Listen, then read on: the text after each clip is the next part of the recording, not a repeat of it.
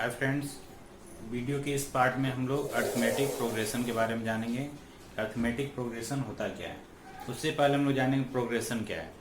Progression में जैसा हम लोग सिंपल भाषा में जान सकते हैं क्लास 10 के लिए कि कोई भी नंबर या सीरीज ऑफ नंबर जब समान अंतर पर रहेगा, समान अंतर मीन सेम डिफरेंस के बाद एक दूसरा नंबर, उसके सेम डिफरेंस के बाद तीसरा नंबर, इस तरह से नंबर्स अपीयर होंगे तो उसको हम लोग अर्थमेटिक प्रोग्रेशन कहते हैं। जैसा देखिए, अगर मान लेते हैं हम लेते हैं 2, 5, 8, 11।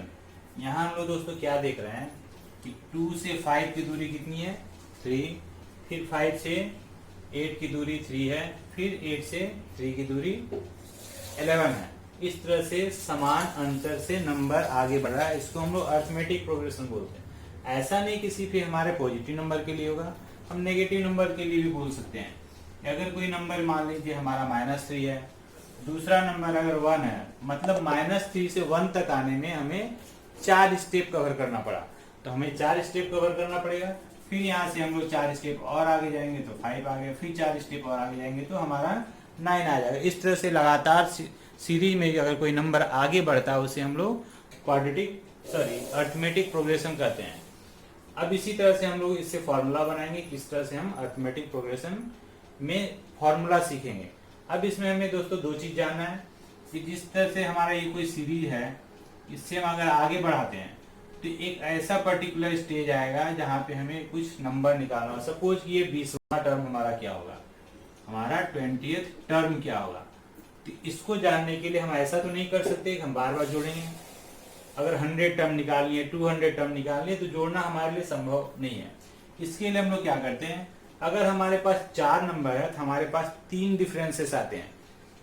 और एपी में अगर हम इन जनरल बात करें तो पहला नंबर अगर A1 है तो दूसरा नंबर A2 मान लेते हैं, तीसरा A3 मान लेते हैं, चौथा A4 मान लेते हैं। इस तरह से हमारे पास n नंबर्स हैं।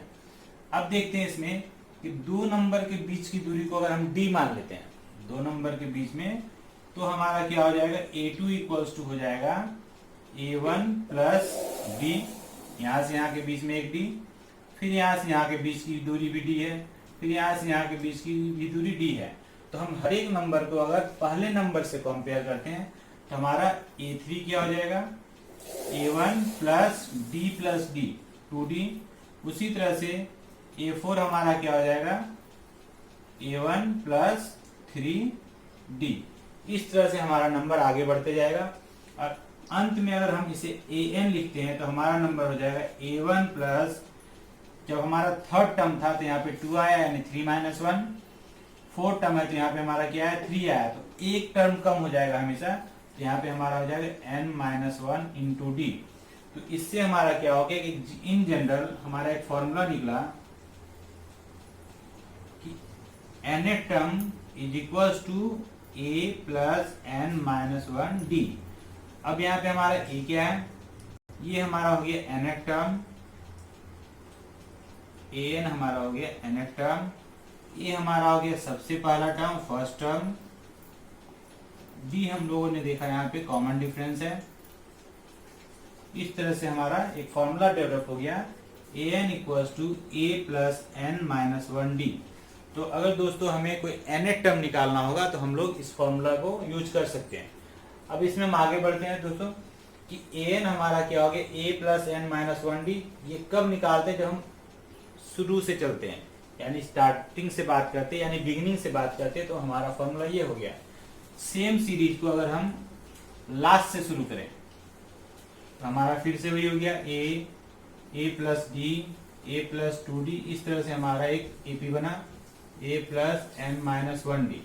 तो अगर लास्ट से हमें कोई टर्म निकालना है अंतिम से, तो अगर हम मान लेते हैं कि लास्ट टर्म हमारा क्या है, ये हमारा लास्ट टर्म है L या nth टर्म भी उसे हम जैसा बोलते हैं, तो L यहाँ पे हमारा हो गया लास्ट टर्म। तो हम अगर लास्ट टर्म निकालते हैं यानी nth टर्म अगर निकालना हो हमें, nth टर्म फ्रॉम एंड, अंतिम से निकालना हो, तो हम लोग क्या करते हैं, nth टर्म अगर एंड से निकालना है तो उसके लिए हमारा फॉर्मूला हो जाएगा, पीछे से हम आते हैं L माइनस n-1 d। तो अगर बिगनिंग से हमें nth टर्म निकालना है तो हम लोग लेंगे a प्लस n-1 d और अगर लास्ट से हमें कोई nth टर्म निकालना है यानी पीछे से आना है तो उसके लिए हमारा a की जगह पे l हो जाएगा, और जो हम आगे बढ़ते थे तो प्लस करते थे, पीछे आएंगे तो माइनस हो जाएगा, यानी l minus n minus 1d।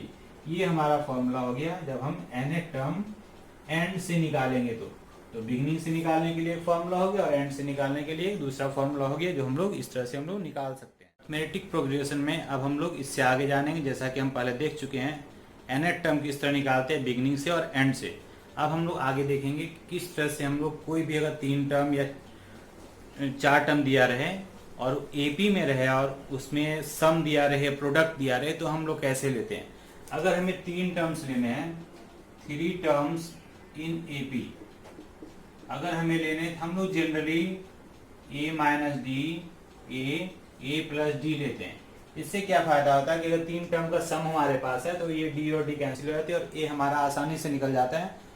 उसी तरह से 4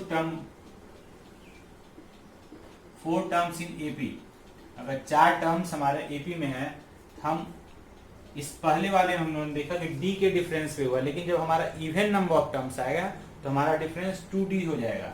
इस केस में हमारा हो जाएगा a minus 3d, a minus d, a plus D और a प्लस 3d।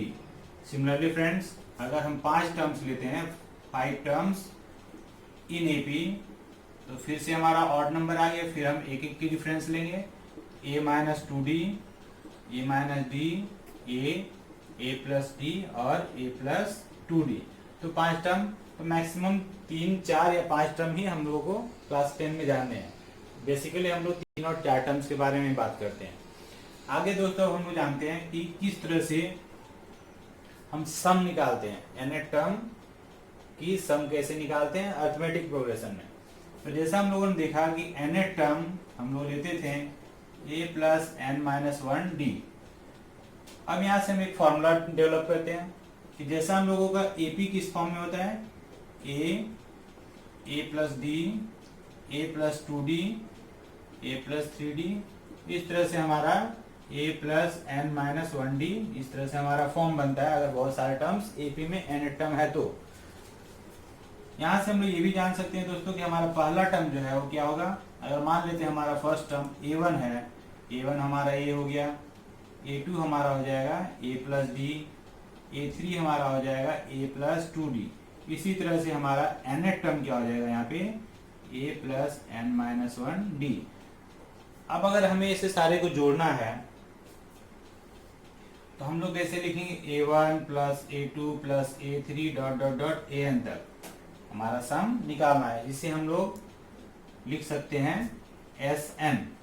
तो इसे जोड़ने के लिए हमें सारे टर्म को जोड़ना पड़ेगा, a plus D, a plus 2d plus dot dot dot a plus n minus 1d।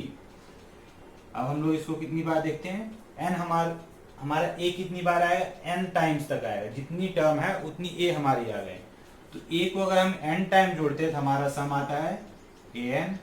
उसी तरह से हमारा d, 2d, पहले टर्म को छोड़ के सारे टर्म में हमारा d है, तो अगर हम d को कॉमन ले लेते हैं सेकेंड टर्म से, हमारे पास आता है 1, 2, 3 dot dot dot n minus 1। अब इसकी सम क्या होगी दोस्तों, जैसा कि हम नेचुरल नंबर में जानते हैं sum of all first n natural numbers होता है n इंटू n प्लस 1/2। तो यहाँ पे n माइनस 1 टर्म्स तक की सम निकालनी है, तो हमारा हो गया an plus n into n minus 1/2 into D. कैसे आया हमारा, n टर्म्स की सम क्या होती है, n इंटू n प्लस 1/2। जब n टर्म्स होती है, यहाँ हमारे पास n माइनस 1 टर्म है, तो पहला टर्म हमारा हो गया n माइनस 1 और दूसरी हो जाएगा n माइनस 1 प्लस 1 यानी n टर्म। तो इससे हमारा हो गया, अब इसकी एलसीएम ले लेते हैं, तो हमारा हो गया 2an plus n into n minus 1d/2। अब यहाँ से दोस्तों हम फॉर्मूला बना लेंगे, n/2 हमारा कॉमन हो गया, यहाँ आ गया 2a plus n minus 1 into D. इस तरह से हमारा एपी का फॉर्मूला बन गया Sn equals to n/2 2a plus n minus 1d। ये हमारा जनरल फॉर्मूला हो गया, जहाँ पे n होगा हमारा नंबर ऑफ टर्म्स, a हो गया फर्स्ट टर्म और d हो गया हमारा कॉमन डिफरेंस। दोस्तों इसी में हम लोग Sn की और फॉर्मूला भी डेवलप कर सकते हैं। अगर हमारा लास्ट टर्म हमें पता है तो हम एक और फॉर्मूला यहां से बना सकते हैं कि Sn equals to n by two, इस 2a को हम लोग लिख देते हैं a plus n minus one D. अब हमारा a plus n minus one D क्या हो गया, लास्ट टर्म या nth टर्म, तो a प्लस nth टर्म यानी लास्ट टर्म, तो हमारा दूसरा फॉर्मूला हो गया Sn का n by two a plus L. अगर हमारे पास लास्ट टर्म हमें पता है तो हम लोग लिख सकते हैं n by two a plus L, और अगर हमें लास्ट टर्म नहीं पता है तो हम लोग generally n by to 2a plus n minus one D लिख सकते हैं। इस तरह से हम लोग सम ऑफ n टर्म्स निकाल सकते हैं इन केस ऑफ एपी। और पहले हम लोगों ने देखा कि 3 टर्म 4 टर्म 5 टर्म अगर हमें लेने एपी में तो हम ऐसे ले सकते हैं, और अगर हमें सम का फॉर्मूला डेवलप करना तो हम लोग ऐसे बना सकते हैं।